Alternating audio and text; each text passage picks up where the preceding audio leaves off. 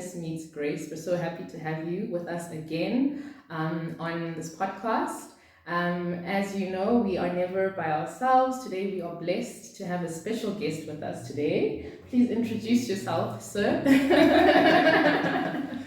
Hi everyone and good afternoon everyone. My name is Brenton and I am a youth pastor, I am a school teacher, I am a friend, I am a brother, but most of all I am a servant of the Lord.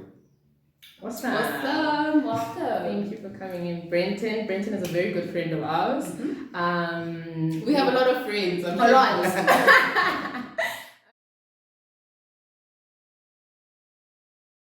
Experientially, I think everybody has dealt with it differently. People have struggled with different forms of addiction. What's your personal story where addiction is concerned? This is going to be nice. Let's go. I was actually struggling to talk about a particular one because I've had so many. Yeah. Like Harmony said, there's always, once you get to a point where you fully embrace addiction, you always want to latch on to more, because like you've almost switched on that receptor, and now these addictive things just come in your radar. So I think one that I really want to highlight, just because of what it did to me, what Brenton said about character, it really just made me a completely different person, was my alcohol addiction. And it was just very deceptive, how I came about to be an alcoholic. I never even thought I was that, while I was an alcoholic. So it was very, very deceptive. And it just snuck up on me because I thought I had control over it. I thought it was just, a casual social drinking, and then from social drinking it became everyday drinking, and then everyday drinking becomes paralytic drinking and blackout drinking, and then now you can't not drink like that because you've gotten so used to it. And it was just such a crippling period in my life because it really did alter my character.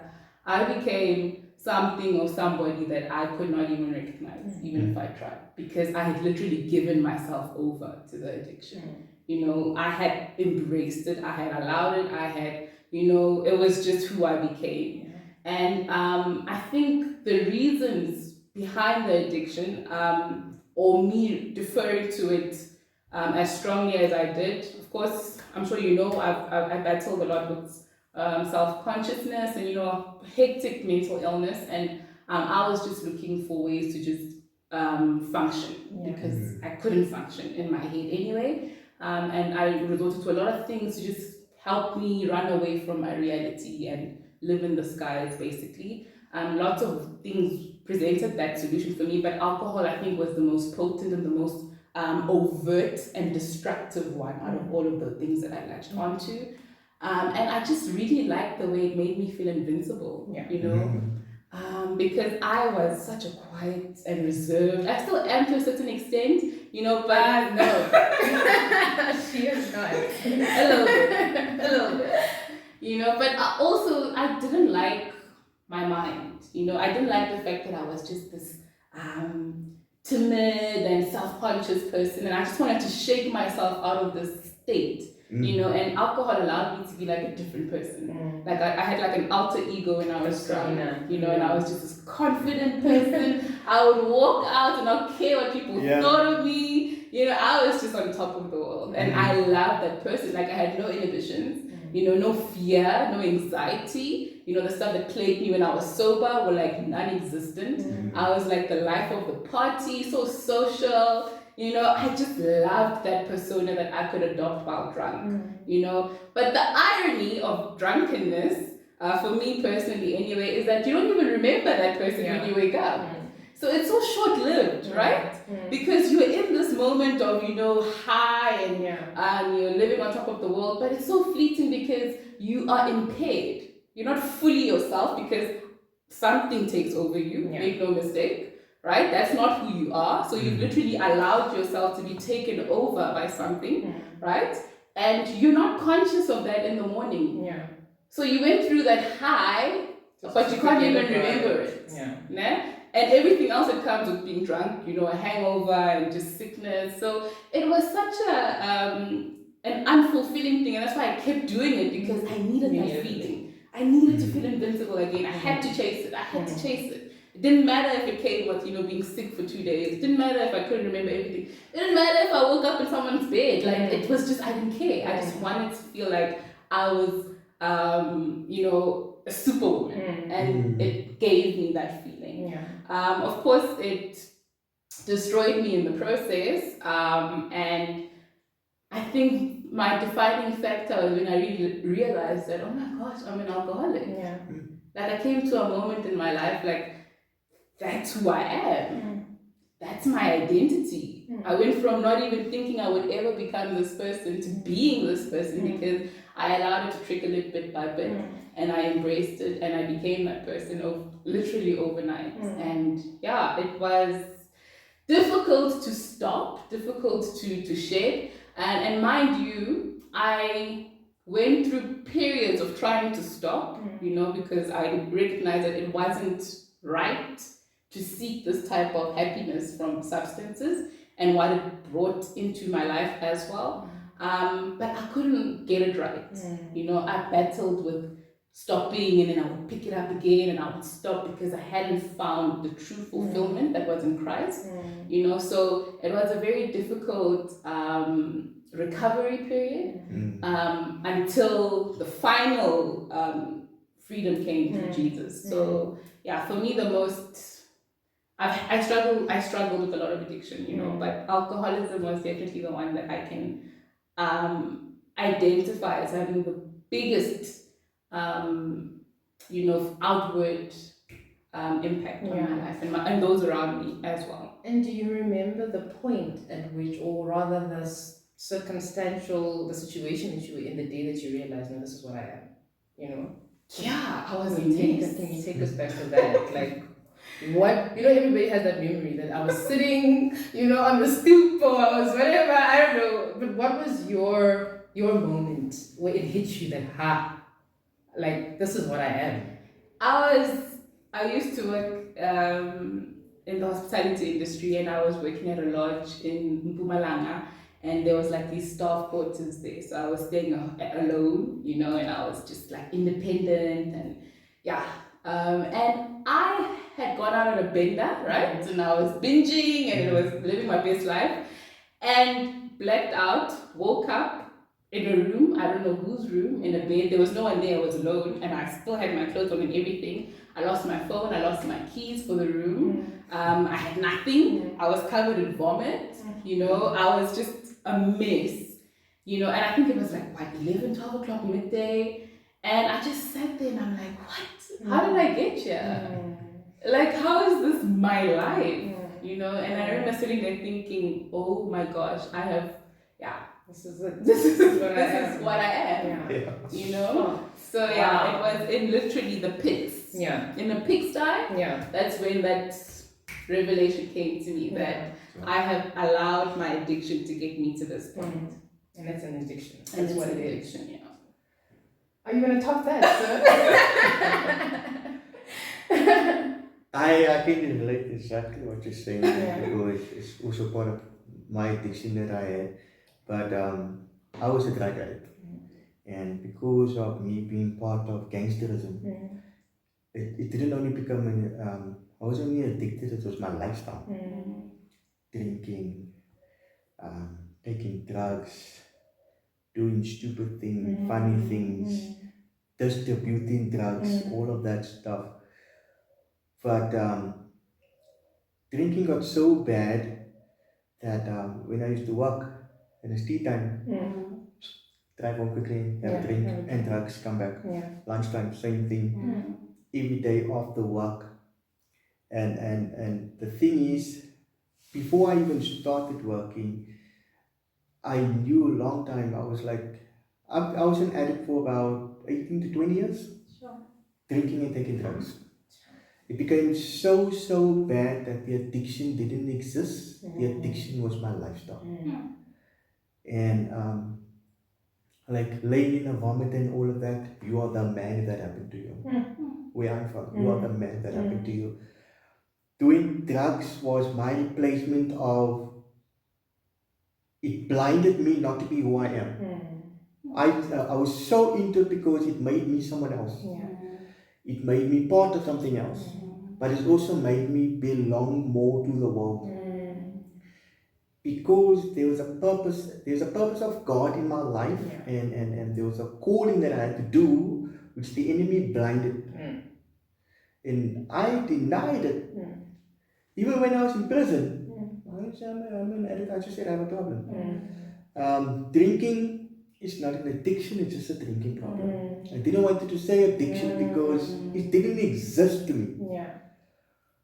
And even the times when I got stabbed, even the times when I got shot at, even the times when I was in jail, even the times when I was in fights and everything, I knew I was an addict, but I said it's not enough. And because like the addiction didn't exist, it became my lifestyle. I had to do drugs every single day. If I didn't do drugs, that is when I felt like I'm an addict. Yeah. Because I'm normal. Sure. I need to take the drugs. Because then I'm not an addict, I'm a normal person. Yeah. Because I'm part of the world. Because the world was giving me what was pleasing. Because I said earlier on, there's a longing that we want, there's a longing that we need. And unfortunately, the addiction became my longing. Yeah. That even I would date someone, and when I'm taking drugs and everything, I think I'm dating someone else. The drinking became so bad that people wanted to keep me away from their houses. Sure. Because I would want to drink all of the alcohol and go. The alcohol and the drugs became so bad that when I wake up, I see it. It has to be there. Like I said again, if I wake up sober, something is wrong with me. And the addiction was like my energizer. It was my longing, and it was my longing all the time that longing became when I knew that people started changing, but I had this hate. I had no love, but I had the love for drugs. Sure. I had the love for alcohol. I had the love for violence because that's what has led me to violence and everything. So I didn't love, but I loved the drugs. And because when I had the drugs, I wasn't only invincible, because I wanted by others. Yeah. Others wanted to be with me and I wanted to be with others. And believe it or not, even up until today, I'm a very quiet person. I'm very, very quiet. But when I took the drugs, I was even more quiet. But when I'm with people, I'm not quiet. I just became how the drug wanted me to be. Because I was the one who was making the drug exist. It was my energizer. It was my friend. It was everything to me. When I never had drugs, that is when I started getting all agitated, and I'm like, I need to become normal. I need to become normal because I don't like this. I don't understand this. And it's not that I actually rejected myself all the time. I didn't like what I saw. I didn't like who was that. No. I wanted to look and be how people saw me. The drugs and the people was my reality, my life, and that is some of my experience I can share. Because the whole lifestyle I had was darkness. I didn't know light. I didn't understand light. Love, I did not love anyone. I only loved you so that I can benefit from you. That was my addiction. So those were the emotions and the drugs and the alcohol. And for you, Sure.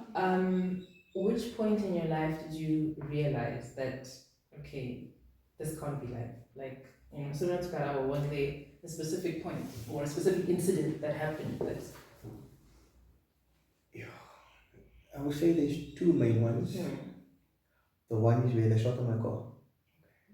And when they shot on my car, we saw blood, we saw everything, but there was nothing on me.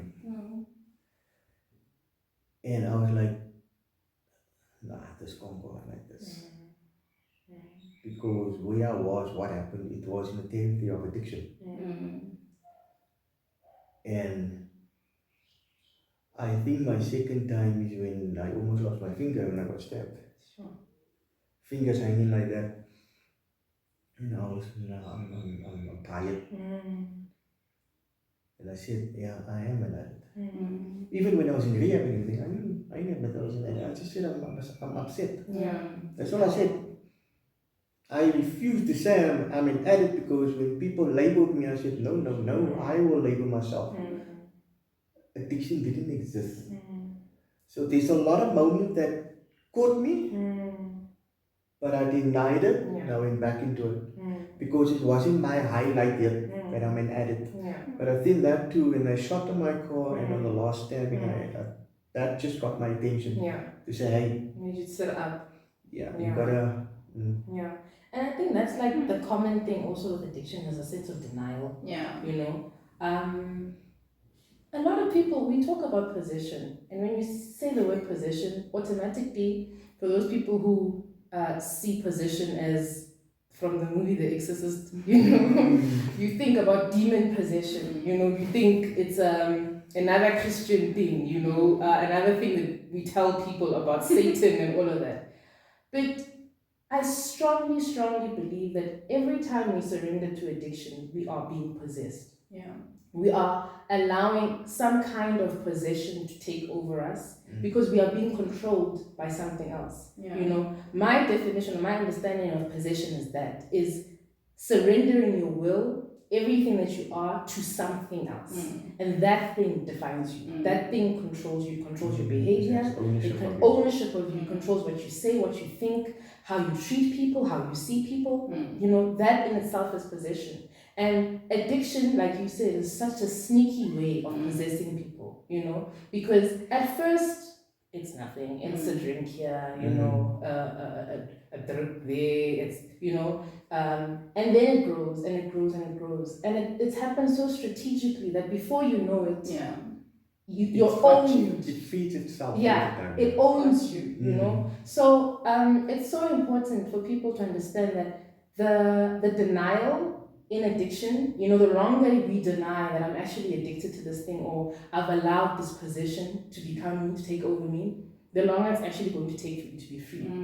You know, for me personally, mine is gonna sound so trivial compared to you guys' stories. It's like watching a movie here.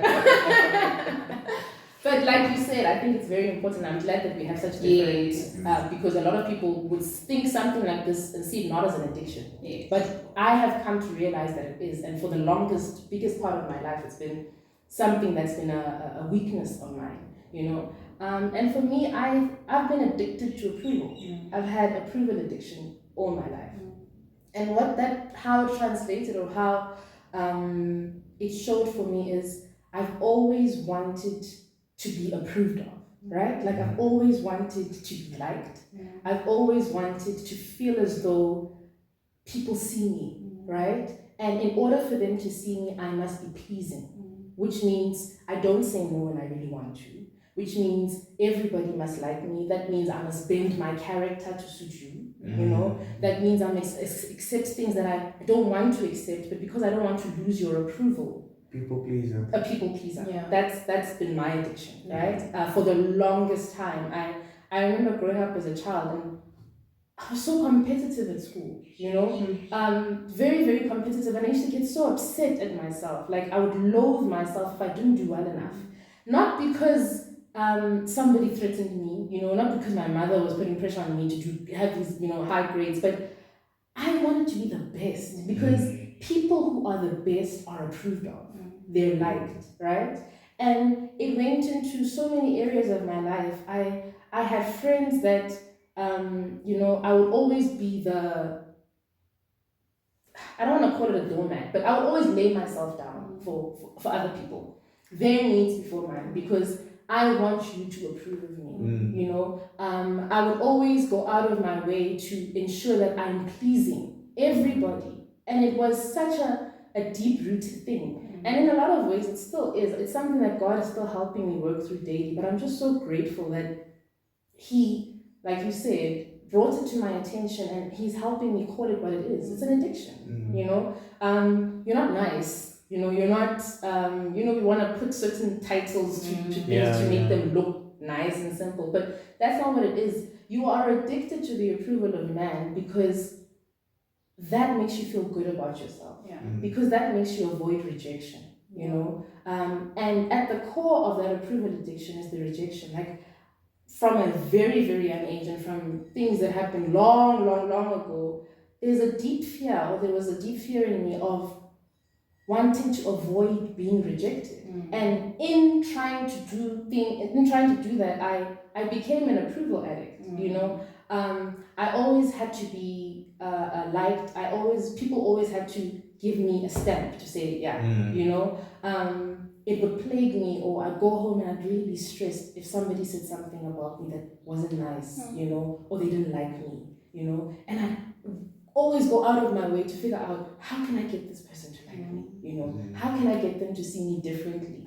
And it's a debilitating fear, because the bottom line is you are never going to please everybody. Yeah. Amen. And if you live your life that way, it's suicide. It's misery. Like, you are constantly going to be at the mercy of other people. And that's why it's an addiction, because the more approval you receive, the more you need to keep. And the more of it you need to get. Yeah. So you are compromising yourself more and more. You are denying yourself of the things that you really want at the expense of losing approval. And you even become manipulative.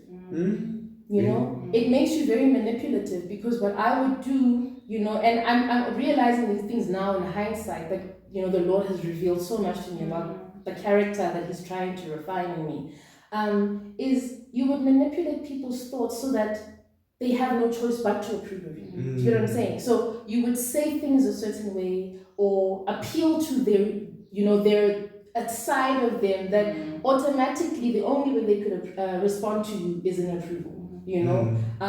And it just makes you, you're a people pleaser, but you also are possessive. Right? You're very possessive of people, because you don't want to experience that rejection again. And so the only way that you're going to keep people is to keep them happy. Right? And to sacrifice of yourself, and just to constantly be nice and just give people what they want, so that you're not pushing people away, because God forbid someone else rejects you.